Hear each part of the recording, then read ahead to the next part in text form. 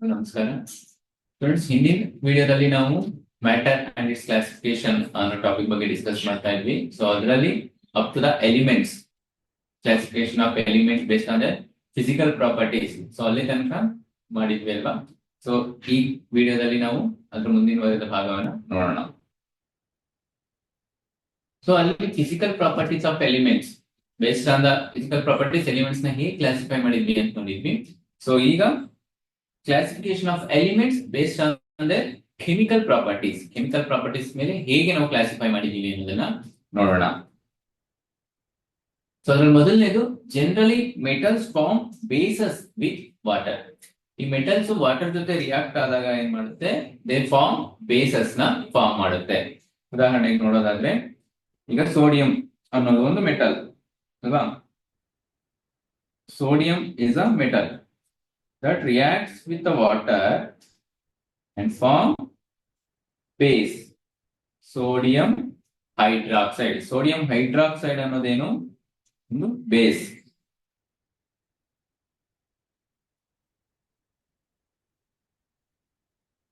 Sodium hydroxide. So ಇದ್ರ ಜೊತೆಗೆ H2 hydrogen gas ಕೂಡ ರಿಲೀಸ್ ಆಗುತ್ತೆ.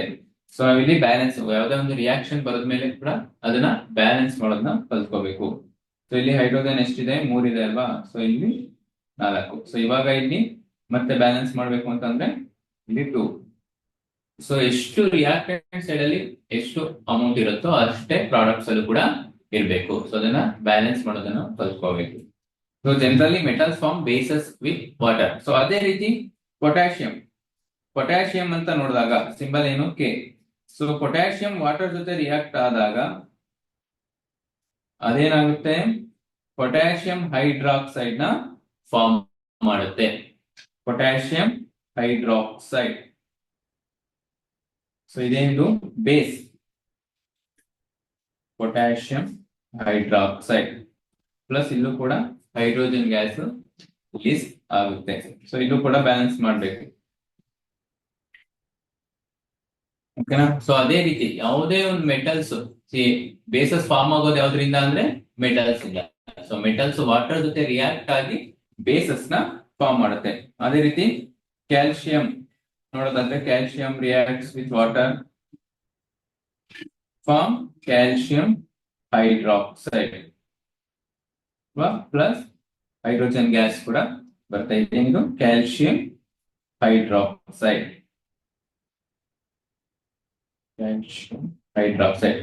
ಸೊ ಇವೆಲ್ಲ ಏನಿವು ಬೇಸಸ್, ರೈಟ್. ಸೊ ಇಲ್ಲಿ metals, this are the metals, sodium, potassium, calcium ಏನಿದೆ. ಸೊ ಇಲ್ಲಿ ಕ್ಯಾಲ್ಸಿಯಂ ಬ್ಯಾಲೆನ್ಸ್ ಆಗಿದೆಯಾ, ಕ್ಯಾಲ್ಸಿಯಂ 1, ಹೈಡ್ರೋಜನ್ ಎಷ್ಟಿದೆ, 4 ಇದೆ. ಸೊ ಇಲ್ಲಿ 2, ಇಲ್ಲಿ 4 ಇದೆ. ಇಲ್ಲಿ ಆಕ್ಸಿಜನ್ ಎಷ್ಟಿದೆ, 1 ಇದೆ. ಸೊ ಇಲ್ಲಿ 2 ಬ್ಯಾಲೆನ್ಸ್ ಮಾಡಬೇಕು. ಸೊ 2 ಕ್ಯಾಲ್ಸಿಯಂ ಐಟಮ್, ಸೊ ಇಲ್ಲಿ 2 ಕ್ಯಾಲ್ಸಿಯಂ, ರೈಟ್. ಸೊ ಈ ರೀತಿ ಬ್ಯಾಲೆನ್ಸ್ ಮಾಡೋದನ್ನ ಕಲ್ತ್ಕೋಬೇಕು. ಸೊ ಇಲ್ಲಿ ಸೋಡಿಯಂ, ಪೊಟ್ಯಾಷಿಯಂ, ಕ್ಯಾಲ್ಸಿಯಂ ಇವೆಲ್ಲ ಏನು metals, they are reacting with water ಅಲ್ವಾ. ಸೊ ವಾಟರ್ ಜೊತೆ ರಿಯಾಕ್ಟ್ ಆಗಿ ಏನ್ ಮಾಡ್ತಾ ಇವೆ, ದೇ ಫಾರ್ಮಿಂಗ್ ಬೇಸಸ್, ಹೈಡ್ರಾಕ್ಸೈಡ್ಸ್ ನ, ಮೆಟಲ್ ಹೈಡ್ರಾಕ್ಸೈಡ್ಸ್ ನ ಫಾರ್ಮ್ ಮಾಡ್ತಾ ಇದೆ. So this is one of the properties of elements, right. ಅದೇ ರೀತಿ ಆಸಿಡ್ಸ್ ಫಾರ್ಮ್ ಆಗೋದು ಯಾವ್ದ್ರಿಂದ ಅಂತಂದ್ರೆ ನಾನ್ ಮೆಟಲ್ಸ್ ಇಂದ. Generally non metals form acids with water. So acid water ಜೊತೆ ನಾನ್ ಮೆಟಲ್ಸ್ ರಿಯಾಕ್ಟ್ ಆಗಿ ಅವು ಆಸಿಡ್ಸ್ ನ ಫಾರ್ಮ್ ಮಾಡುತ್ತೆ. ಸೊ ಅದಕ್ಕೆ ಎಕ್ಸಾಂಪಲ್ ಈಗ ಸಲ್ಫರ್ ಅಂತ ಇದೆ. ಸಲ್ಫರ್ ಇಂದ ಸಲ್ಫರಸ್ ಆಸಿಡ್, ಸಲ್ಫ್ಯೂರಿಕ್ ಆಸಿಡ್ ಅಂತ ಬರುತ್ತೆ. ಅದೇ ರೀತಿ ನೀವು ಕ್ಲೋರಿನ್ ಅಂತ ಕೇಳಿರ್ತೀರಾ ಅಲ್ವಾ. ಈಗ ಸಲ್ಫರ್ ಅಂತ ಒಂದು ನಾನ್ ಮೆಟಲ್ ಇದೆ. ಸೊ ಸಲ್ಫರ್ ಇಂದ ಸಲ್ಫ್ಯೂರಿಕ್ ಆಸಿಡ್ ಮತ್ತೆ ಸಲ್ಫರಸ್ ಆಸಿಡ್, ಸೊ ಇವೆರಡನ್ನ ಪ್ರಿಪೇರ್ ಮಾಡಬಹುದು. ಅಂಡ್ ಅದೇ ರೀತಿ ಕಾರ್ಬನ್ ಇಂದ ಕಾರ್ಬೋನಿಕ್ ಆಸಿಡ್,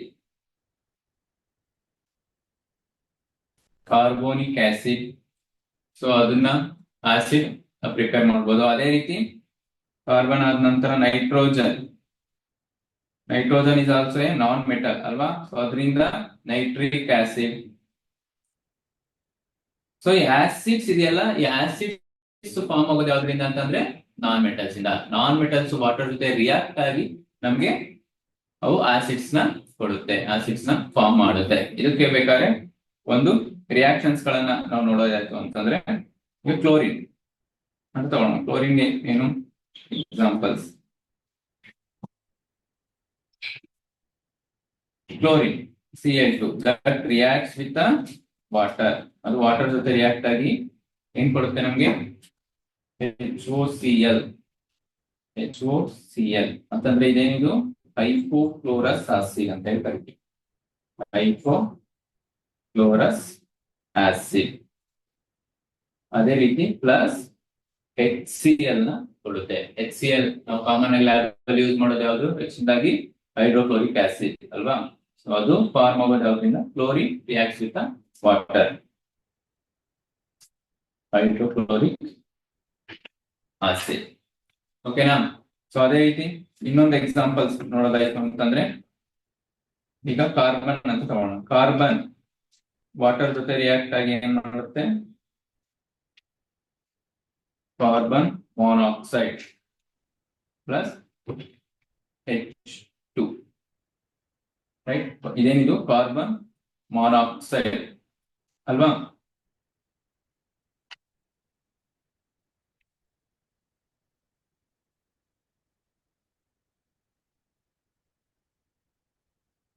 ಕೆಲವೊಂದು ಮಾನಾಕ್ಸೈಡ್ಸ್ ಗಳನ್ನ ಕೂಡ ರಿಲೀಸ್ ಮಾಡುತ್ತೆ. ಇನ್ನು ಕೆಲವೊಂದು non metals they form acid. So ಇಲ್ಲಿ ಕಾರ್ಬನ್ ಕಾರ್ಬೋನಿಕ್ ಆಸಿಡ್ ನ ಫಾರ್ಮ್ ಮಾಡುತ್ತೆ ಅಂತ ಹೇಳಿದ್ವಿ. ಸೊ ಅದು ಏನಾಗುತ್ತೆ? ಕಾರ್ಬನ್ ಡೈಆಕ್ಸೈಡ್ ಒಂದು ಕಾಂಪೌಂಡ್ ರೂಪದಲ್ಲಿ ಒಂದು, ಈಗ ಇದನ್ನ ಬಳಸ್ತೀನಿ. ಕಾರ್ಬೋನಿಕ್ ಆಸಿಡ್ ನಾನು ನಿಮಗೆ ಒಂದು ಎಕ್ಸಾಂಪಲ್ ಕೊಡ್ತೀನಿ. ಸೊ ಅದು ಯಾವ ರೀತಿ? ಈಗ ಕಾರ್ಬನ್ ಡೈಆಕ್ಸೈಡ್ ಅಂತ ತಗೋಣ. ಇದು ನಾನ್ ಮೆಟಾಲಿಕ್ ಕಾಂಪೌಂಡ್ ಅಲ್ವಾ. ಸೊ ಅದೇನಾಗುತ್ತೆ? ವಾಟರ್ ಜೊತೆ ರಿಯಾಕ್ಟ್ ಆದಾಗ ಸೊ ನಮ್ಗೆ H2CO3. ಏನಿದು H2CO3 ಅಂತಂದ್ರೆ ಕಾರ್ಬೋನಿಕ್ ಆಸಿಡ್ ಫಾರ್ಮ್ ಆಗುತ್ತೆ. ಸೊ ಅದೇ ರೀತಿ ಸಲ್ಫರ್. ಸೊ ಸಲ್ಫರ್ ಕೂಡ ಅದು ಕೂಡ ವಾಟರ್ ಜೊತೆ ರಿಯಾಕ್ಟ್ ಆಗಿ ಫಾರ್ಮ್ ಆಫ್ ಸಲ್ಫರ್ ಡೈಆಕ್ಸೈಡ್ ಆಗಿದ್ದಾಗ, ಸೊ ಅದು ವಾಟರ್ ಜೊತೆ ರಿಯಾಕ್ಟ್ ಆಗಿ ನಮ್ಗೆ ಏನ್ ಮಾಡುತ್ತೆ? H2SO3. ಏನಿದು? Sulphuric acid. Sulphuric acid. So ಇನ್ನೊಂದು SO4 H2SO4 ಅಂತ ಬರುತ್ತೆ, ಅದು ಸಲ್ಫರಸ್ ಆಸಿಡ್. ಸೊ ಈ ರೀತಿ ನಾನ್ ಮೆಟಲ್ಸ್ ಏನಾಗುತ್ತೆ? ವಾಟರ್ ಜೊತೆ ರಿಯಾಕ್ಟ್ ಆಗಿ they form acids. Acid form ಆಗೋದು ಯಾವ್ದ್ರಿಂದ? ನಾನ್ ಮೆಟಲ್ಸ್ ಇಂದ. ಸೊ ಅದೇ ರೀತಿ ಬೇಸಸ್ ಫಾರ್ಮ್ ಆಗೋದು ಮೆಟಲ್ಸ್ ಇಂದ. Metals react with water to form a bases. Similarly non metals form acids on reacting with water. So ಇದು ನೋಡಿದ್ವಿ ಅಲ್ವಾ. ಸೊ ಇದಕ್ಕೆ ನಾನು ಮೊದಲೇ ಬಳಸ್ತೆ ಜನರಲಿ ಅಂತ ಬಳಸ್ತೆ. ಅಂದ್ರೆ generally non metal form acids with water ಅಂತ. ಕೆಲವೊಂದು ಯಾಕೆ ಜನರಲ್ ಏನ್ ಬಳಸ್ತೀವಿ ಅಂದ್ರೆ ಕೆಲವೊಂದು ಎಕ್ಸಂಪ್ಷನ್ಸ್ ಬರುತ್ತೆ.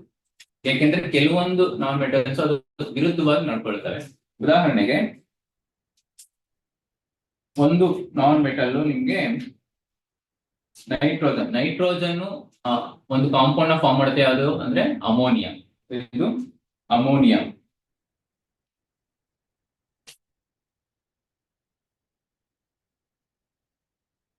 ನೈಟ್ರೋಜನ್ ಏನ್ ಮಾಡುತ್ತೆ? ಒಂದು ಕಾಂಪೌಂಡ್ ಇದೆ, ಅದು ಅಮೋನಿಯಾ. ಅದು ವಾಟರ್ ಜೊತೆ ರಿಯಾಕ್ಟ್ ಆದಾಗ this forms ammonium hydroxide. So NH4OH. ಏನಿದು? Ammonium hydroxide. It is a weak base. Actually acid form ಆಗ್ಬೇಕಿತ್ತಲ್ವಾ, ಬಟ್ ಇಲ್ಲಿ ಏನಾಗುತ್ತೆ?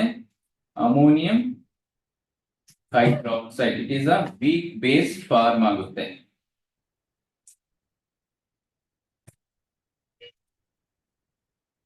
ಸೊ ಈ ರೀತಿಯಾಗಿ ಕೆಲವೊಂದು ವಿರುದ್ಧವಾಗಿ ನಡ್ಕೊಳ್ಳುತ್ತೆ, ಎಕ್ಸೆಪ್ಷನ್ಸ್. ಸೊ ಅದಕ್ಕೆ ನಾವು ಜನರಲಿ ಅನ್ನೋ ಒಂದು ಟರ್ಮ್ ಅನ್ನ ಬಳಸುವಂತದ್ದು. ಓಕೆನಾ? ಸೊ ಯೂಶಲಿ ಏನಾಗುತ್ತೆ? Non metal form acids reacting the water. So ಅದಕ್ಕೆ ಒಂದು ಎಕ್ಸೆಂಪ್ಷನ್ ಅಂತ ನಾವು ನೋಡೋದಾದಾಗ ammonia, which is a nitrogen compound that reacts with water but it forms a ammonium hydroxide, it is a weak base.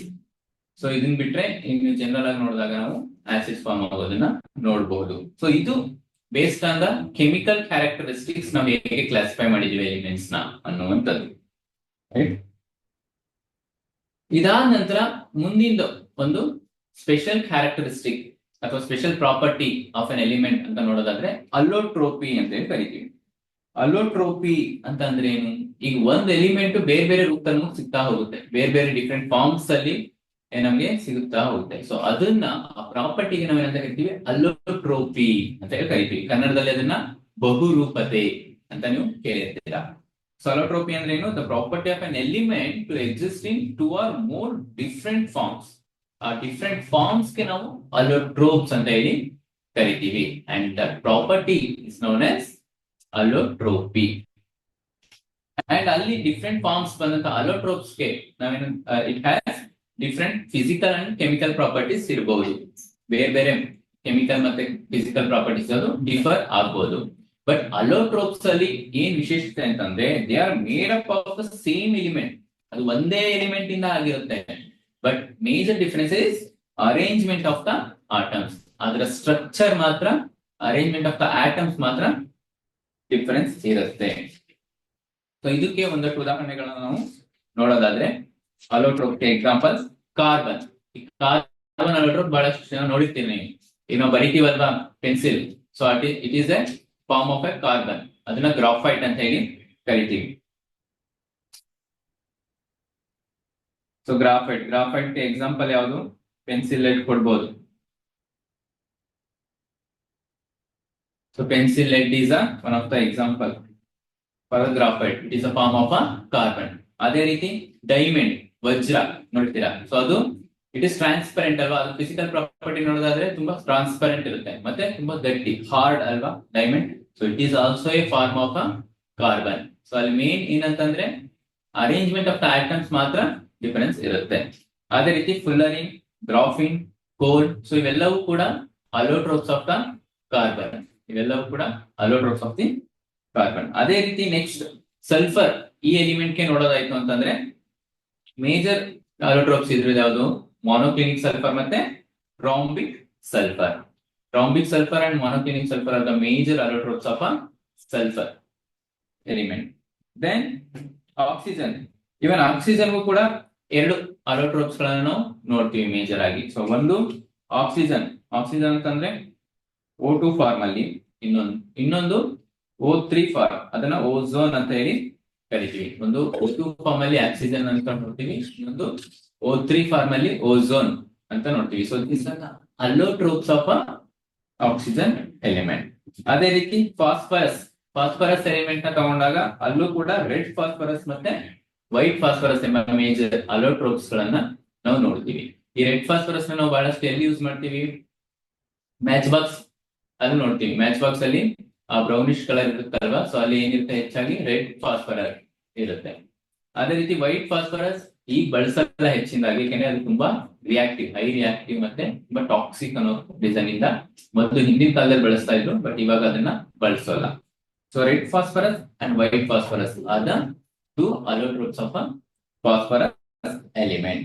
So allotropy ಮತ್ತೆ allotropes ಗೊತ್ತಾಯ್ತಲ್ವಾ? Allotropy ಅನ್ನೋದು property, allotropes ಅಂತ ಅನ್ನೋದು different forms of an elements. So ಇದಿಷ್ಟು elements ಬಗ್ಗೆ ಆಯ್ತು. ಈಗ compounds ಬಗ್ಗೆ ನೋಡೋಣ. ಕಾಂಪೌಂಡ್ ಅಂತಂದ್ರೆ ಏನು? ಈ compound is a substance form by the 2 or more different elements. So ಬೇರೆ ಬೇರೆ ಎಲಿಮೆಂಟ್ಸ್ ಕೆಮಿಕಲಿ ಕಂಬೈನ್ಡ್ ಆಗಿ they form a compound in a fixed ratio. ಒಂದು ಡೆಫಿನೆಟ್ ಪ್ರಪೋರ್ಷನ್ ಇರುತ್ತೆ ಅದಕ್ಕೆ ಅಂತ ನೋಡಿದೀವಿ ನಾವು. ಎಕ್ಸಾಂಪಲ್ಸ್ ವಾಟರ್ ಅಲ್ವಾ? ಸೊ ಅದಾದ ನಂತರ HCl ಕೊಡ್ಬೋದು, ಹೈಡ್ರೋಕ್ಲೋರಿಕ್ ಆಸಿಡ್. ಅದೇ ರೀತಿ H2SO4 ಸಲ್ಫರಿಕ್ ಆಸಿಡ್, ರೈಟ್? ಅದೇ ರೀತಿ ಸೋಡಿಯಂ ಕ್ಲೋರೈಡ್ NaCl. ಅದೇ ರೀತಿ HNO3 ನೈಟ್ರಿಕ್ ಆಸಿಡ್. ಇವೆಲ್ಲ ಏನು? ಕಾಂಪೌಂಡ್ಸ್. ಡಿಫ್ರೆಂಟ್ ಎಲಿಮೆಂಟ್ಸ್ ಇದೆ ಅಲ್ವಾ? ಡಿಫ್ರೆಂಟ್ ಎಲಿಮೆಂಟ್ಸ್ ಎಲ್ಲ ಕೆಮಿಕಲಿ ಕಂಬೈನ್ಡ್ ಆಗಿ ಎ ಫಾರ್ಮ್ ಕಾಂಪೌಂಡ್ಸ್ ನ ನೋಡ್ಬೋದು. ಮತ್ತೆ ಅಲ್ಲಿ ಡೆಫಿನೆಟ್ ಪ್ರಪೋರ್ಷನ್ ಇದೆ. ಇಲ್ಲಿ ವಾಟರ್ ಅಂತ ನೋಡಿದಾಗ 2:1, 2 ಹೈಡ್ರೋಜನ್ ಆಟಮ್ 1 ಆಕ್ಸಿಜನ್ ಆಟಮ್ ಇದೆ. ಸೊ ಅದೇ ರೀತಿ HCl ಅಂತ ನೋಡಿದಾಗ 1 ಹೈಡ್ರೋಜನ್ ಆಟಮ್ ಮತ್ತೆ 1 ಕ್ಲೋರಿನ್ ಆಟಮ್ ಇದೆ. ಸೊ ಈ ರೀತಿ ಡೆಫಿನೆಟ್ ಪ್ರಪೋರ್ಷನ್ ಅಲ್ಲಿ ಕೆಮಿಕಲಿ ಕಂಬೈನ್ಡ್ ಆಗಿರುವಂತಹ ಡಿಫ್ರೆಂಟ್ ಎಲಿಮೆಂಟ್ಸ್ ನಾವೇನಂತ ಕರಿತೀವಿ, ಕಾಂಪೌಂಡ್ ಅಂತ ಹೇಳಿ ಕರಿತೀವಿ. ಈ ಕಾಂಪೌಂಡ್ಸ್ ಅನ್ನ ಹೇಗೆ ಕ್ಲಾಸಿಫೈ ಮಾಡಿದ್ದಾರೆ ಹಾಗಾದ್ರೆ, ಕ್ಲಾಸಿಫಿಕೇಶನ್ ಆಫ್ ಕಾಂಪೌಂಡ್ಸ್ ಅಂತ ನೋಡೋಣ.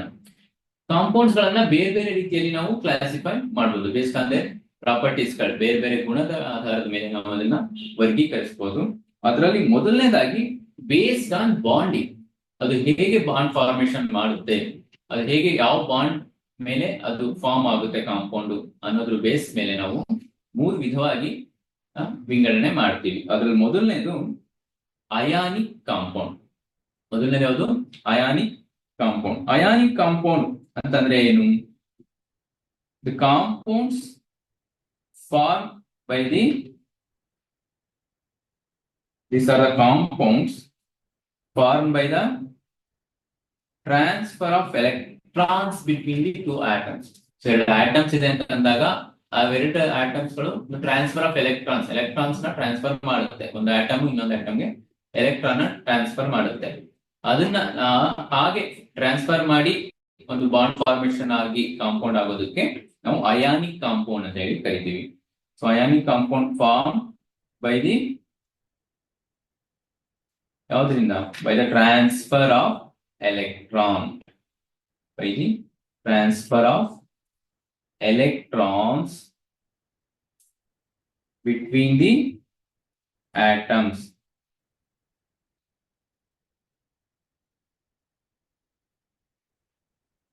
ಇದಕ್ಕೆ ಫಾರ್ ಎಕ್ಸಾಂಪಲ್ ಆ ಎಲೆಕ್ಟ್ರಾನ್ಸ್ ನ ಟ್ರಾನ್ಸ್ಫರ್ ಮಾಡ್ತಾವಲ್ಲ, ಸೊ ಅದಕ್ಕೆ ರಿಸಲ್ಟಿಂಗ್ ಅಯಾನ್ಸ್ ಅಂತ ಹೇಳಿ ಕರಿತೀವಿ. ಸೊ ಅವೆರಡು ಆಟಮ್ಸ್ ಗಳಿಗೆ ನಾವು ಆಟಮ್ ಅಂತ ಕರೆಯಲ್ಲ, ಎಲೆಕ್ಟ್ರಾನ್ಸ್ ಡೊನೇಟ್ ಮಾಡುತ್ತಾ ಅಥವಾ ಟ್ರಾನ್ಸ್ಫರ್ ಮಾಡುತ್ತಾ ನಾವು ಅದನ್ನ ಅಯಾನ್ಸ್ ಅಂತ ಹೇಳಿ ಕರಿತೀವಿ. ಫಾರ್ ಎಕ್ಸಾಂಪಲ್ ಸೋಡಿಯಂ ಅನ್ನೋದಿದೆ ಅಲ್ವಾ, ಸೋಡಿಯಂ ಏನ್ ಮಾಡುತ್ತೆ? ಒಂದು ಎಲೆಕ್ಟ್ರಾನ್ ನ ಕ್ಲೋರಿನ್ಗೆ ಬಿಟ್ಕೊಡುತ್ತೆ. ಸೊ ಅವಾಗ ಅದು ಸೋಡಿಯಂ ಅಯಾನ್, ಅದು ರೈಟ್. ಸೊ ಸೋಡಿಯಂ ಅಯಾನ್ ಅಂತ ಹೇಳಿ ಕರಿತೀವಿ. ಅದೇ ರೀತಿ ಕ್ಲೋರಿನ್. ಸೊ ಕ್ಲೋರಿನ್ ಒಂದು ಎಲೆಕ್ಟ್ರಾನ್ ನ ರಿಸೀವ್ ಮಾಡ್ಕೊಳ್ಳುತ್ತೆ. It receives 1 electron from the sodium atom. So ಇದನ್ನ ಏನಂತ ಕರಿತೀವಿ? ಕ್ಯಾಟಯಾನ್ ಅಂತ ಹೇಳಿ ಕರಿತೀವಿ. ಸೊ ಯಾವ atom which donate electron, so ಅದನ್ನ ನಾವು ಕ್ಯಾಟಯಾನ್, ಅದನ್ನ ಅಯಾನ್ ಅಂತ ಕರಿತೀವಿ. ಪಾಸಿಟಿವ್ ಯಾವುದು ಎಲೆಕ್ಟ್ರಾನ್ ಬಿಟ್ಕೊಡುತ್ತೋ ಅದನ್ನ ಕ್ಯಾಟಯಾನ್ ಅಂತ ಹೇಳಿ ಕರಿತೀವಿ. ಹಾಗೆ which receives an electron is called anion, anion ಅಂತ ಹೇಳಿ ಕರಿತೀವಿ. ಓಕೆ. ಸೊ ಇವೆರಡು ಏನ್ ಮಾಡುತ್ತೆ? ಬಾಂಡ್ ಫಾರ್ಮೇಶನ್, ಅಯಾನಿಕ್ ಬಾಂಡ್ ಮುಖಾಂತರ they form a compound, that is NaCl. ಓಕೆನಾ? ಸೊ ಸೋಡಿಯಂ ಕ್ಲೋರೈಡ್ ಅನ್ನೋದು ಇದು ಒಂದು ಕಾಂಪೌಂಡ್ ಫಾರ್ಮ್ ಆಯ್ತಲ್ವಾ, through ionic bond between sodium and chlorine ions. So ಅದೇ ರೀತಿ ಪೊಟ್ಯಾಷಿಯಂ ಅನ್ನೋದು ಕೂಡ ಒಂದು ಆಟಮ್. ಸೊ ಅದು ಕೂಡ ಒಂದು ಎಲೆಕ್ಟ್ರಾನ್ ನ ಬಿಟ್ಕೊಡುತ್ತೆ. ಅದೇ ರೀತಿ ಅಯೋಡಿನ್ ಒಂದು ಎಲೆಕ್ಟ್ರಾನ್ ನ ರಿಸೀವ್ ಮಾಡ್ಕೊಡುತ್ತೆ. ಸೊ ಹಾಗಾಗಿ ಪೊಟ್ಯಾಷಿಯಂ ಅಯೋಡೈಡ್ ಎನ್ನುವ ಒಂದು ಕಾಂಪೌಂಡ್, ಇದು ಪೊಟ್ಯಾಷಿಯಂ ಅಯೋಡೈಡ್ ಅನ್ನೋ ಒಂದು ಕಾಂಪೌಂಡ್ ಫಾರ್ಮ್ ಆಗುತ್ತೆ through ionic bond. So ionic bond ಅಂತಂದ್ರೆ ಅರ್ಥ ಆಯ್ತಲ್ವಾ? Through the transfer of electrons between the atom. ಒಂದು ಎಲೆಕ್ಟ್ರಾನ್ ಬಿಟ್ಕೊಡುತ್ತೆ, ಇನ್ನೊಂದು ರಿಸೀವ್ ಮಾಡ್ಕೊಳ್ಳುತ್ತೆ. ಹೀಗೆ ಒಂದು ಬಾಂಡ್ ಫಾರ್ಮೇಶನ್ ಆಗಿ ಕಾಂಪೌಂಡ್ ಫಾರ್ಮ್ ಆಗುವಂಥದ್ದು. ಎರಡನೇದು ಕೋವಲೆಂಟ್ ಕಾಂಪೌಂಡ್ಸ್ ಏನಂತ ಕರಿತೀವಿ? Covalent compound. ಇದು ಹೇಗೆ ಫಾರ್ಮ್ ಆಗುತ್ತೆ ಅಂತಂದ್ರೆ, ಹಿಂದಿನದ್ರಲ್ಲಿ ಟ್ರಾನ್ಸ್ಫರ್ ಆಫ್ ಎಲೆಕ್ಟ್ರಾನ್ ನೋಡಿದ್ರೆ, ಇಲ್ಲಿ ಶೇರಿಂಗ್ ಆಫ್ ಎಲೆಕ್ಟ್ರಾನ್ಸ್ ಗಳನ್ನ ಹಂಚ್ಕೊಳ್ಳುವಂಥದ್ದು. So it is form by the sharing of electron, sharing of electrons between the atoms.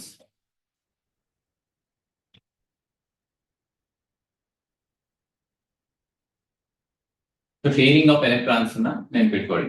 So for example ಈಗ ನೋಡೋದಾದ್ರೆ ವಾಟರ್ ವಾಟರ್ ಅಂತ ತಗೊಳ್ಳೋಣ.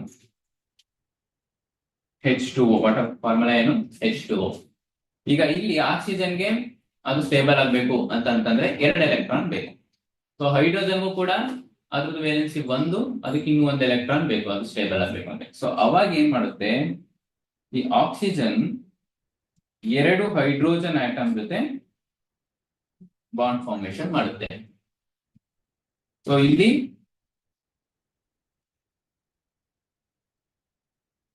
ಆಕ್ಸಿಜನ್ ಇದೆ ಅಲ್ವಾ, ಆಕ್ಸಿಜನ್ಗೆ 2 ಎಲೆಕ್ಟ್ರಾನ್ ಬೇಕು. ಸೊ ಒಂದು ಹೈಡ್ರೋಜನ್ ಇಂದ 1 ಎಲೆಕ್ಟ್ರಾನ್ ತಗೊಳುತ್ತೆ, ಹಾಗೆ ಈ ಹೈಡ್ರೋಜನ್ ಇಂದ ಇನ್ನೊಂದು ಎಲೆಕ್ಟ್ರಾನ್ಸ್ ತಗೊಳುತ್ತೆ. ಅಂದ್ರೆ ದೇ ಶೇರ್ಡ್ ಎಲೆಕ್ಟ್ರಾನ್ಸ್, ತಗೊಳುತ್ತೆ ಅನ್ನೋದಕ್ಕಿಂತ they share their electrons by farming a bond. So ಈ ಬಾಂಡ್ ಅನ್ನ ಏನಂತ ಕರಿತೀವಿ, ಕೋವಲೆಂಟ್ ಬಾಂಡ್ ಅಂತ ಹೇಳಿ ಕರಿತೀವಿ. ಸೊ ಅದೇ ರೀತಿ ಮೀಥೇನ್, ಮೀಥೇನ್ ಅಂತ ಒಂದು ಎಕ್ಸಾಂಪಲ್ ತಗೊಂಡಾಗ, ಸೊ ಇದ್ರದ್ದು formula CH4. So carbon valency ಎಷ್ಟು 4. ಸೊ ಅದು ಸ್ಟೇಬಲ್ ಆಗ್ಬೇಕು ಅಂತಂದ್ರೆ 4 ಎಲೆಕ್ಟ್ರಾನ್ ಬೇಕು. ಸೊ ಇದೇ ಏನ್ ಮಾಡುತ್ತೆ, 4 ಹೈಡ್ರೋಜನ್ ಜೊತೆ ಶೇರಿಂಗ್ ಮಾಡ್ಕೊಳ್ಳೋದು. ಓಕೆನಾ. ಸೊ ಹೈಡ್ರೋಜನ್ಗೆ ಇನ್ನೊಂದು ಬೇಕಲ್ವಾ, ಸೊ ಅದು ಕೂಡ ಒಂದು electron share with carbon.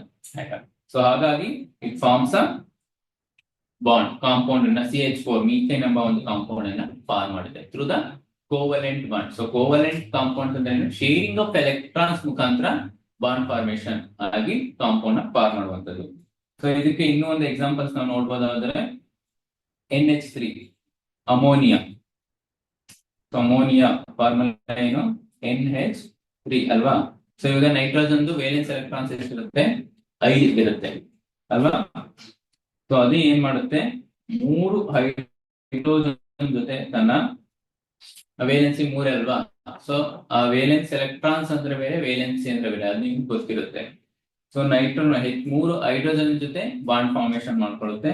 So ಇಲ್ಲಿ ಇನ್ನ 2 ಎಲೆಕ್ಟ್ರಾನ್ಸ್ ಪೇರ್ ಆಗಿ ಇಟ್ಕೊಂಡಿರುತ್ತೆ, ರೈಟ್. ಸೊ ಇದನ್ನ ಏನಂತ ಕರಿತೀವಿ, ಕೋವಲೆಂಟ್ ಬಾಂಡಿಂಗ್ ಅಂತ ಹೇಳಿ ಕರಿತೀವಿ, ಕೋವಲೆಂಟ್ ಕಾಂಪೌಂಡ್ಸ್. ಅರ್ಥ ಆಯ್ತಾ? Okay. So this is about the second type of compounds based on the bonding. ಇನ್ನೊಂದಿದೆ, ಅದು ಕಾಂಪ್ಲೆಕ್ಸ್ ಕಾಂಪೌಂಡ್ಸ್ ಅಂತ ಹೇಳಿ ಕರಿತೀವಿ. ಕಾಂಪ್ಲೆಕ್ಸ್ ಕಾಂಪೌಂಡ್ ಹೆಸರೇ ಹೇಳ್ದಂಗೆ ಇದು ತುಂಬಾ ಕಾಂಪ್ಲೆಕ್ಸ್ ಸ್ಟ್ರಕ್ಚರ್ ನ ಫಾರ್ಮ್ ಮಾಡುವಂತದ್ದು. ಸೊ ಇದನ್ನ ಇನ್ನೂ ಒಂದು ರೀತಿ ಕರಿತೀವಿ, ಏನಂತಂದ್ರೆ ಕೋಆರ್ಡಿನೇಷನ್ ಕಾಂಪೌಂಡ್ಸ್ ಅಂತ ಕೂಡ ಇದನ್ನ ಕರೆಯುವಂತದ್ದು. Coordination compounds.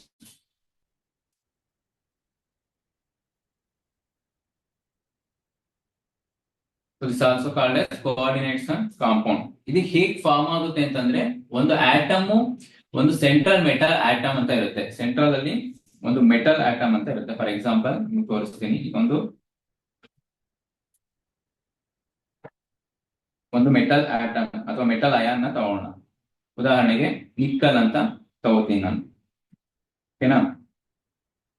ಸೊ ನಿಕ್ಕಲ್ ಇಲ್ಲಿ ಒಂದು ಸೆಂಟ್ರಲ್ ಮೆಟಲ್. ಸೊ ಇದರ ಸುತ್ತ ಒಂದಷ್ಟು ಆಟಮ್ಸ್ ಏನ್ ಮಾಡುತ್ತೆ, ಎಲೆಕ್ಟ್ರಾನ್ಸ್ ನ ಡೊನೇಟ್ ಮಾಡಿ it binds to this central atom.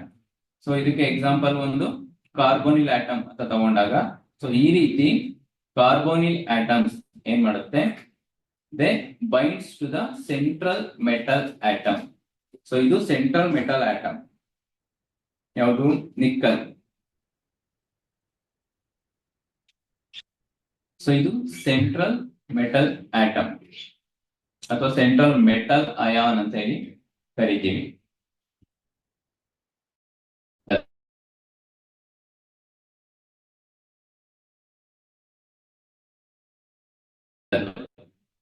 So carbonyl CO ಅಂತ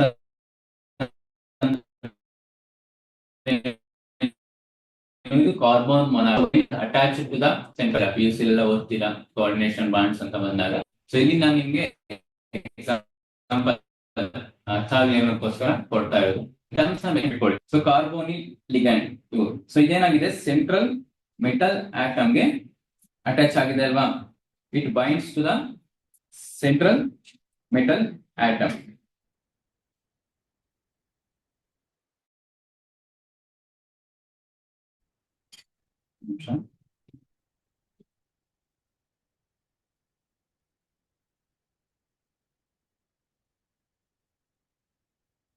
ಸೊ ನಿಕ್ಕಲ್ ಇದು ಸೆಂಟ್ರಲ್ ಮೆಟಲ್ ಆಟಮ್, ಅದ್ರ ಸುತ್ತ ಏನ್ ಮಾಡಿದೆ ಆಟಮ್ಸ್ ಎಲೆಕ್ಟ್ರಾನ್ಸ್ ಪೇರ್ ಜೊತೆ ಬೈಂಡ್ ಆಗಿದೆ. ಇದನ್ನ ನಾವು ಏನಂತ ಕರಿತೀವಿ, ಲಿಗ್ಯಾಂಡ್ ಅಂತ ಹೇಳಿ ಕರಿತೀವಿ. ಸೊ ಇದ್ರ ಮುಖಾಂತರ ಈಗ ನಾವು ನೋಡಿದಾಗ ಒಂದು ಕಾಂಪ್ಲೆಕ್ಸ್ ಸ್ಟ್ರಕ್ಚರ್ ಫಾರ್ಮ್ ಆಗುತ್ತಲ್ವಾ. ಸೊ ಈ ರೀತಿ ಒಂದು ಕಾಂಪ್ಲೆಕ್ಸ್ ಸ್ಟ್ರಕ್ಚರ್ ಫಾರ್ಮ್ ಆಯ್ತು ಅಲ್ವಾ. ಸೊ ಇದನ್ನ ಈ ರೀತಿ ಬಾಂಡ್ ಆಗೋದನ್ನ ನಾವು ಏನ್ ಕರಿತೀವಿ, ಕಾಂಪ್ಲೆಕ್ಸ್ ಕಾಂಪೌಂಡ್ಸ್ ಅಥವಾ ಕೋಆರ್ಡಿನೇಷನ್ ಕಾಂಪೌಂಡ್ ಅಂತ ಹೇಳಿ ಕರಿತೀವಿ. ಸೊ ಇದಕ್ಕೆ ಹೆಸರು ಏನಂತಂದ್ರೆ ಟೆಟ್ರಾ ಕಾರ್ಬೋ ನಿಕ್ಕಲ್. ಸೊ ಇದನ್ನ ಈಗ ಬರಿತೀವಿ, ಬ್ರಾಕೆಟ್ ಹಾಕಿ ನಿಕ್ಕಲ್. ಕಾರ್ಬನಿಲ್ ಆಟಮ್ ಎಷ್ಟಿದೆ, 4 ಇದೆ. ಸೊ ಇದೇನಿದು ಟೆಟ್ರಾ ಕಾರ್ಬೋ ನಿಕ್ಕಲ್, ಇದೊಂದು ಎಕ್ಸಾಂಪಲ್ ಕಾಂಪ್ಲೆಕ್ಸ್ ಕಾಂಪೌಂಡ್ಸ್. ಸೊ ಇದು ಹೇಗೆ ಫಾರ್ಮ್ ಆಗೋದಂತಂದ್ರೆ ಒಂದು ಸೆಂಟ್ರಲ್ ಮೆಟಲ್ ಆಟಮ್ಗೆ ಸೊ ಅದ ಒಂದು ಆಟಮ್ ಎಲೆಕ್ಟ್ರಾನ್ ಸ್ಪೇಸ್ ನ ಡೊನೇಟ್ ಮಾಡಿ ಇಸ್ ಫಾರ್ಮ್ ಕಾಂಪ್ಲೆಕ್ಸ್ ಸ್ಟ್ರಕ್ಚರ್, ಅದನ್ನ ಕಾಂಪ್ಲೆಕ್ಸ್ ಕಾಂಪೌಂಡ್ ಅಂತ ಹೇಳಿ ಕರಿತೀವಿ. ಓಕೆನಾ. ಸೊ ಇದೆಲ್ಲ ನೀವು ಹೈಯರ್ ಕ್ಲಾಸಸ್ ಅಲ್ಲಿ ಡೀಟೇಲ್ ಆಗಿ ಓದ್ತೀರಾ, ಜಸ್ಟ್ ಟೈಪ್ಸ್ ನ ನೆನ್ಪಿಟ್ಕೊಂಡ್ರೆ ಸಾಕು. ಸೊ ಇದಿಷ್ಟು ಬೇಸ್ಡ್ ಆನ್ ದ ಬಾಂಡಿಂಗ್ ಮೇಲೆ ನಾವು ಹೇಗೆ ಪ್ರಾಪರ್ಟೀಸ್ ಏನು ಕ್ಲಾಸಿಫಿಕೇಶನ್ ಮಾಡಿದೀವಿ ಕಾಂಪೌಂಡ್ ಅಂತ. ಇನ್ನೊಂದು ಪ್ರಾಪರ್ಟಿ ಇದೆ based on the chemical properties ಮೇಲೆ ಹೇಗೆ ಕಾಂಪೌಂಡ್ ಕ್ಲಾಸಿಫೈ ಮಾಡಿದೀವಿ. ಸೊ ಮತ್ತೆ ಇದರ ಬೇಸ್ ಮೇಲೆ ನಾವು 3 ರೀತಿಯಲ್ಲಿ ಕ್ಲಾಸಿಫೈ ಮಾಡಿದೀವಿ, ಒಂದು ಆಸಿಡ್, ಬೇಸ್ ಅಂಡ್ ಸಾಲ್ಟ್ ಅಂತ. ಸೊ ಹಾಗಾದ್ರೆ ಆಸಿಡ್ಸ್ ಅಂದ್ರೆ ಏನು ನೋಡೋಣ. Compounds which react with metals and produce hydrogen gas, ಅವನ್ನ ಆಸಿಡ್ಸ್ ಅಂತ ಹೇಳಿ ಕರಿತೀವಿ. ಸೊ ಯಾವ ಕಾಂಪೌಂಡ್ಸ್ ರಿಯಾಕ್ಟ್ ಮೆಟಲ್ ಜೊತೆ ರಿಯಾಕ್ಟ್ ಆಗಿ ಹೈಡ್ರೋಜನ್ ಗ್ಯಾಸ್ ಅನ್ನ ರಿಲೀಸ್ ಮಾಡುತ್ತೋ ಸೊ ಅವನ್ನ ಆಸಿಡ್ಸ್ ಅಂತ ಹೇಳಿ ಕರಿತೀವಿ. ಎಕ್ಸಾಂಪಲ್ಸ್ ನೋಡೋದಾದ್ರೆ ಈಗ ಒಂದು ಕಾಂಪೌಂಡ್ ತಗೊಳ್ಳೋಣ, ಅದು ಈಗ ಮೆಟಲ್ ಜೊತೆ ರಿಯಾಕ್ಟ್ ಆಗ್ತಾ ಇದೆ ಅಲ್ವಾ. ಫಾರ್ ಎಕ್ಸಾಂಪಲ್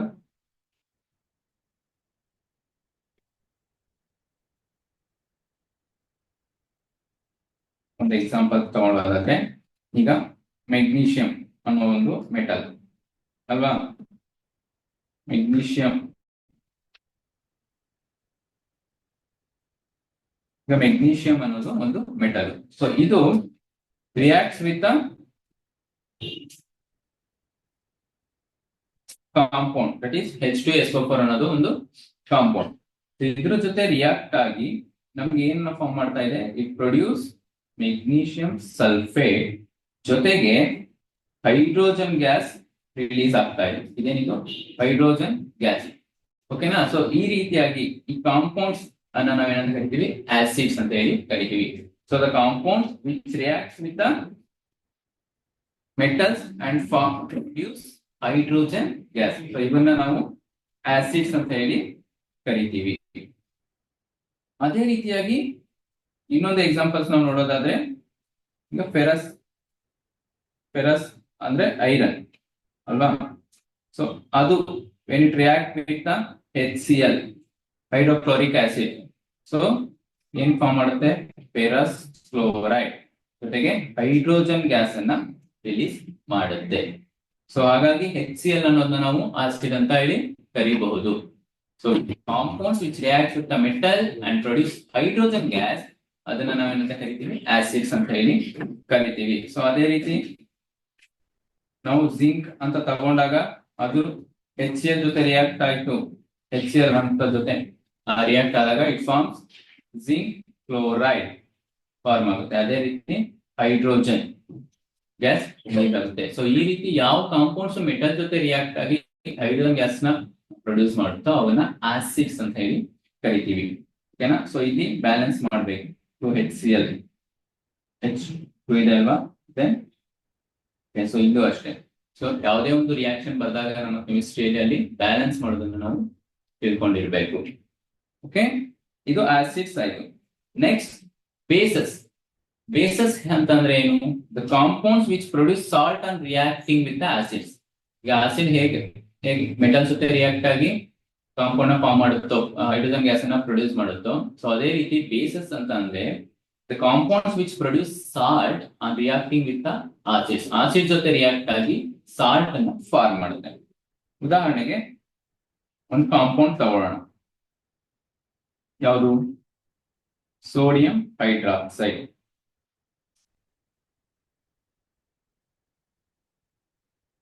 ಸೋಡಿಯಂ ಹೈಡ್ರಾಕ್ಸೈಡ್ ಅನ್ನೋದು ಒಂದು ಕಾಂಪೌಂಡ್.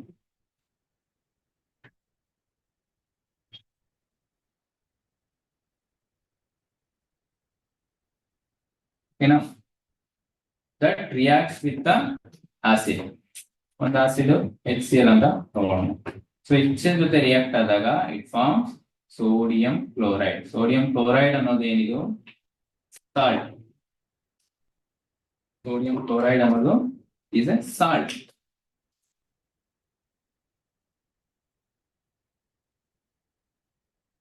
ಇದು ಏನಿದು ಬೇಸ್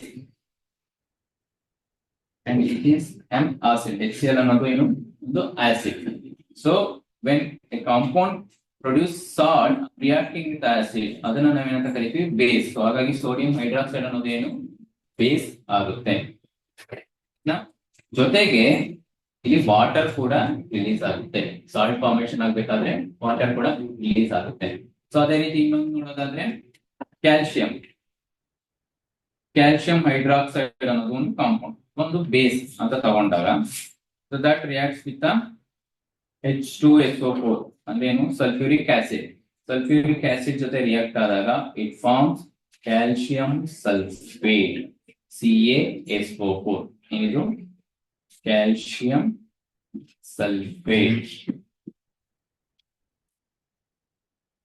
ಪ್ಲಸ್ ವಾಟರ್ ರಿಲೀಸ್ ಆಗುತ್ತೆ.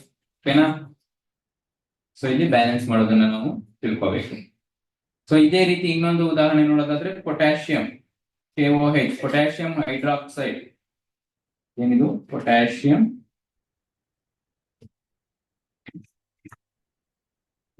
hydroxide. So that reacts with an acid HNO3. HNO3 ಅಂತಂದ್ರೆ ಯಾವುದು ನೈಟ್ರಿಕ್ ಆಸಿಡ್. ಸೊ ಅದ್ರ ಜೊತೆ ರಿಯಾಕ್ಟ್ ಆದಾಗ ಇಟ್ ಫಾರ್ಮ್ಸ್ ಪೊಟ್ಯಾಷಿಯಂ ನೈಟ್ರೇಟ್ ಅನ್ನೋ ಒಂದು ಸಾಲ್ಟ್ ಅನ್ನ ಫಾರ್ಮ್ ಮಾಡುತ್ತೆ. Potassium nitrate plus water release ಆಗುತ್ತೆ. ಸೊ ಈ ರೀತಿಯಾಗಿ ಬೇಸಸ್ ಆಸಿಡ್ ಜೊತೆ ರಿಯಾಕ್ಟ್ ಆದಾಗ ಸಾಲ್ಟ್ ಫಾರ್ಮೇಶನ್ ಆಗುತ್ತೆ, ಜೊತೆಗೆ ವಾಟರ್ ಕೂಡ ರಿಲೀಸ್ ಆಗುತ್ತೆ. ಸೊ ಇವನ್ನ ಕಾಂಪೌಂಡ್ಸ್ ಅನ್ನ ಬೇಸಸ್ ಅಂತ ಹೇಳಿ ಕರಿತೀವಿ. ಈ ರೀತಿ ಕಾಂಪೌಂಡ್ಸ್ ಗಳನ್ನ ಬೇಸಸ್ ಅಂತ ಹೇಳಿ ಕರಿತೀವಿ. ಸೊ ಅದೇ ರೀತಿ ನೆಕ್ಸ್ಟ್ ಸಾಲ್ಟ್. ಈಗ ತಾನೇ ನೋಡಿದ್ವಿ ಸಾಲ್ಟ್ ಅಂದ್ರೆ ಏನು ಅಂತ. So when base react with acid it forms salt ಅಲ್ವಾ. Bases react with acid to form salt. ಇದಕ್ಕೆ ಒಂದು ಎಕ್ಸಾಂಪಲ್ ಇತ್ತಾನೆ ನೋಡಿದ್ವಿ. ಸೊ ಸಾಲ್ಟ್ ಗೆ ಒಂದಷ್ಟು ಎಕ್ಸಾಂಪಲ್ಸ್ ಗಳು ನಾವು ನೋಡೋದಾದ್ರೆ ಯಾವ್ಯಾವ ಕೊಡ್ಬೋದು. ಇತ್ತಾನೆ ನೋಡಿದ್ವಲ್ಲ, ಸೋಡಿಯಂ ಕ್ಲೋರೈಡ್ ಅಂದ್ರೆ NaCl, then KNO3 potassium nitrite, then barium chloride, ನಂತರ ಅಮೋನಿಯಂ ಹೈಡ್ರಾಕ್ಸೈಡ್. ಅಮೋನಿಯಂ ಹೈಡ್ರಾಕ್ಸೈಡ್ ಗೆ ಫಾರ್ಮುಲಾ ಏನು NH4OH. ಅಲ್ಲ, ಅಮೋನಿಯಂ ಕ್ಲೋರೈಡ್. ಅಮೋನಿಯಂ ಹೈಡ್ರಾಕ್ಸೈಡ್ ಅನ್ನೋದು ಬೇಸ್ ಅಲ್ಲ, ammonium chloride is a salt. So ಈ ರೀತಿಯಾಗಿ ಬಹಳಷ್ಟು ಸಾಲ್ಟ್ ಗಳನ್ನ ನಾವು ನೋಡಬಹುದು. ಸೊ ಸಾಲ್ಟ್ ಫಾರ್ಮೇಶನ್ ಹೇಗಾಗುತ್ತೆ when base react with an acid to form a salt. ಇಲ್ಲಿ ಈ ಸಾಲ್ಟ್ ಅಸಿಡಿಕ್ ಪ್ರಾಪರ್ಟಿನೂ ತೋರಿಸಲ್ಲ, ಜೊತೆಗೆ basic ಪ್ರಾಪರ್ಟಿನೂ ತೋರಿಸಲ್ಲ. It doesn't show the it is neither acid nor base. ಈ ಕಡೆ ಆಸಿಡ್ ಅಲ್ಲ, ಆ ಕಡೆ ಬೇಸ್ ಪ್ರಾಪರ್ಟಿನೂ ತೋರಿಸಲ್ಲ. ಅದಕ್ಕೆ ಇದನ್ನ ನ್ಯೂಟ್ರಲೈಸೇಷನ್ ರಿಯಾಕ್ಷನ್ ಅಂತ ಹೇಳಿ ಕರಿತೀವಿ. ಏನಂತ ಕರಿತೀವಿ? Neutralisation reaction. ಯಾಕೆ ಅಂತಂದ್ರೆ ಇಲ್ಲಿ ಯಾವುದೇ ರೀತಿ ಅಸಿಡಿಕ್ ಪ್ರಾಪರ್ಟಿ ಅಥವಾ ಬೇಸಿಕ್ ಪ್ರಾಪರ್ಟಿ ಎರಡು ಕೂಡ ಇರೋದಿಲ್ಲ, ಯಾವುದೇ ಪ್ರಾಪರ್ಟೀಸ್ ಇರೋದಿಲ್ಲ, ಜಸ್ಟ್ ಅದು ನ್ಯೂಟ್ರಲೈಸ್ ಆಗಿರುತ್ತೆ. ಹಾಗಾಗಿ ನ್ಯೂಟ್ರಲೈಸೇಷನ್ ರಿಯಾಕ್ಷನ್ ಅಂತ ಹೇಳಿ ಇದನ್ನ ಕರೆಯುವಂತದ್ದು. ಓಕೆನಾ? ಸೊ ಇದಿಷ್ಟು based on the chemical properties ಮೇಲೆ ನಾವು ಕಾಂಪೌಂಡ್ ನ ಕ್ಲಾಸಿಫೈ ಮಾಡಿದ್ದೀವಿ. ಸೊ ಇನ್ನೊಂದು ರೀತಿಯಲ್ಲಿ ನಾವು ಕಾಂಪೌಂಡ್ಸ್ ನ ಕ್ಲಾಸಿಫೈ ಮಾಡಬಹುದು. ಅದು based on the chemical properties ಜೊತೆಗೆ ಅದ್ರ ಕಾಂಪೋಸಿಷನ್. ಕಾಂಪೌಂಡ್ ಯಾವ ರೀತಿ, ಕಾಂಪೌಂಡ್ ಅಲ್ಲಿ ಏನಿದೆ ಕಾಂಪೋಸಿಷನ್, ಅದ್ರ ಬೇಸ್ ಮೇಲೆ, ಜೊತೆಗೆ ಅದು ನೇಚರ್ ನಮ್ಗೆ ಎಲ್ಲಿ ಸಿಗುತ್ತೆ, ಪ್ರೆಸೆಂಟ್ ಇನ್ ನೇಚರ್. ಸೊ ಎಲ್ಲಿ ಹೇಗೆ ಡಿರೈವ್ ಮಾಡ್ಕೋತೀವಿ ನೇಚರ್ ಅಲ್ಲಿ ಅನ್ನೋದ್ರ ಬೇಸ್ ಮೇಲೆ ಕಾಂಪೌಂಡ್ಸ್ ಅನ್ನ ಮತ್ತೆ ಎರಡು ವಿಭಾಗಗಳಾಗಿ ನಾವು ವಿಂಗಡಿಸಬಹುದು. ಯಾವುದು ಅಂದ್ರೆ ಒಂದು ಆರ್ಗ್ಯಾನಿಕ್ ಕಾಂಪೌಂಡ್ಸ್ ಮತ್ತೆ ಇನ್ನೊಂದು ಇನ್ಆರ್ಗಾನಿಕ್ ಕಾಂಪೌಂಡ್ಸ್. ಹಾಗಾದ್ರೆ ಆರ್ಗ್ಯಾನಿಕ್ ಕಾಂಪೌಂಡ್ಸ್ ಅಂತಂದ್ರೆ ಏನು? ಆರ್ಗ್ಯಾನಿಕ್ ಕಾಂಪೌಂಡ್ಸ್ ಅಂತಂದ್ರೆ the compounds which contain carbon and hydrogen bond. Compounds which contain carbon and hydrogen bond.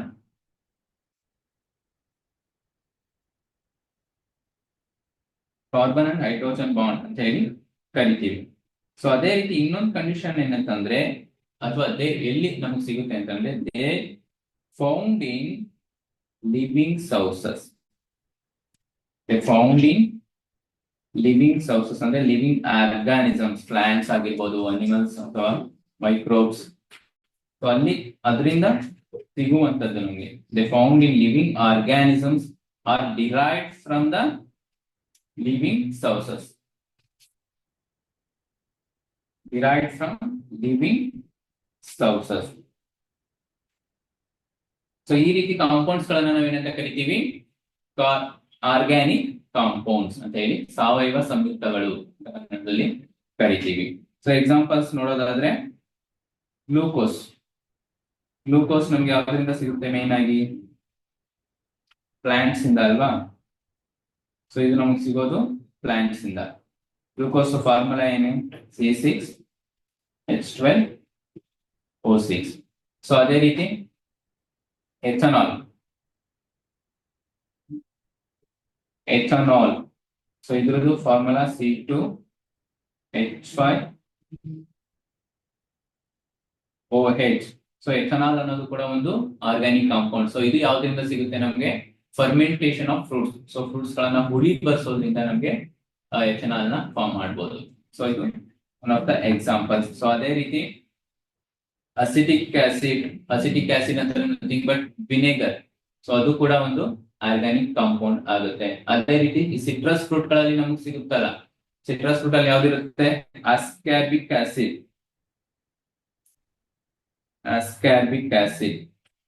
So ಅದ್ರದ್ದು ಫಾರ್ಮುಲಾ ನೋಡೋದಾದ್ರೆ C6H8O6.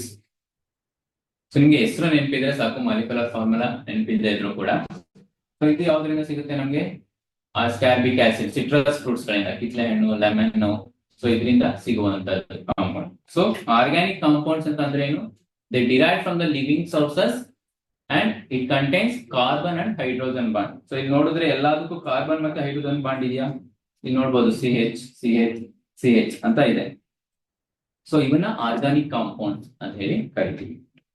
ಇದೇ ರೀತಿ ಇನ್ನೊಂದು ಟೈಪ್ ಯಾವುದು ಅಂತಂದ್ರೆ ಇನ್ಆರ್ಗಾನಿಕ್ ಕಾಂಪೌಂಡ್ಸ್. ಇನ್ಆರ್ಗಾನಿಕ್ ಕಾಂಪೌಂಡ್ಸ್ ಅಂತಂದ್ರೆ ಏನು? It is opposite to the organic compound.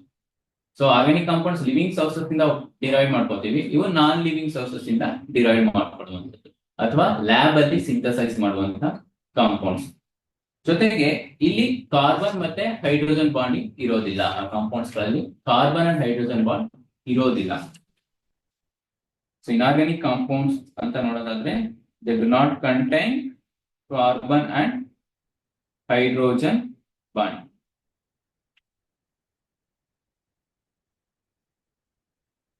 So CH bond ಅಂತಂದ್ರೆ ಏನು? ಕಾರ್ಬನ್ ಅಂಡ್ ಹೈಡ್ರೋಜನ್ ಬಾಂಡ್ ಅಂತ.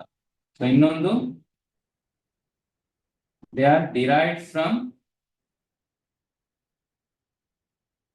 non-living sources.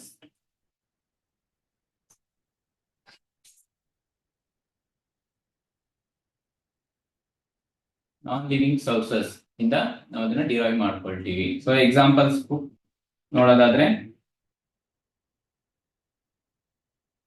Water. So water ಅನ್ನೋದು ಯಾವಾಗ ಲಿವಿಂಗ್ ಸೋರ್ಸ್ ಇಂದ ಸಿಗುತ್ತೆ ನಮಗೆ, ನಾನ್ ಲಿವಿಂಗ್ ಸೋರ್ಸಸ್ ಇಂದ ಅಲ್ವಾ? ಸೊ ಹಾಗಾಗಿ ಇನ್ಆರ್ಗಾನಿಕ್ ಕಾಂಪೌಂಡ್. ಸೊ ಅದೇ ರೀತಿ ಅಮೋನಿಯಾ, NH3. ಸೊ ಅದೇ ರೀತಿ HCl, ಹೈಡ್ರೋಕ್ಲೋರಿಕ್ ಆಸಿಡ್ ಇರ್ಬೋದು. ಅದೇ ರೀತಿ ಸೋಡಿಯಂ ಕ್ಲೋರೈಡ್, NaCl. ಇರ್ಬೋದು. ಸೊ ಅದೇ ರೀತಿ H3 ನೈಟ್ರಿಕ್ ಆಸಿಡ್. ಸೊ ಇವೆಲ್ಲ ಇಲ್ಲಿ ಗಮನಿಸಿದ್ರೆ ನಿಮ್ಗೆ ಕಾರ್ಬನ್ ಅಂಡ್ ಹೈಡ್ರೋಜನ್ ಬಾಂಡಿಂಗ್ ಇರೋದು ಯಾವುದು ಸಿಗೋದಿಲ್ಲ ಅಲ್ವಾ. ಸೊ ಇನಾರ್ಗಾನಿಕ್ ಕಾಂಪೌಂಡ್ಸ್ ಅಂತಂದ್ರೆ ಏನು, it is not contain carbon and hydrogen bond. ಜೊತೆಗೆ ಇವ್ಯಾವುದು ಕೂಡ ಲಿವಿಂಗ್ ಸೋರ್ಸಸ್ ಇಂದ ಸಿಗುತ್ತಾ, ಇಲ್ಲ, ನಾನ್ ಲಿವಿಂಗ್ ಸೋರ್ಸಸ್ ಇಂದ ಸಿಗುವಂತದ್ದು ಅಥವಾ they are synthesised in the ಲ್ಯಾಬೊರೇಟರಿಯಲ್ಲಿ ಕ್ರಿಯೇಟ್ ಮಾಡುವಂತದ್ದು. ಸೊ ಹಾಗಾಗಿ ಇದನ್ನ ಇನಾರ್ಗಾನಿಕ್ ಕಾಂಪೌಂಡ್ಸ್ ಅಂತ ಹೇಳಿ ಕರಿತೀವಿ. ಸೊ ಇವತ್ತಿನ ತರಗತಿಯಲ್ಲಿ ನಾವು ಏನೇನನ್ನ ಕಲ್ತ್ಕೊಂಡ್ವಿ ಅಂತಂದ್ರೆ elements based on the chemical properties ನಾವು ಎಲಿಮೆಂಟ್ಸ್ ನ ಕ್ಲಾಸಿಫಿಕೇಶನ್ ಮಾಡಿದ್ವಿ ಅನ್ನೋದನ್ನ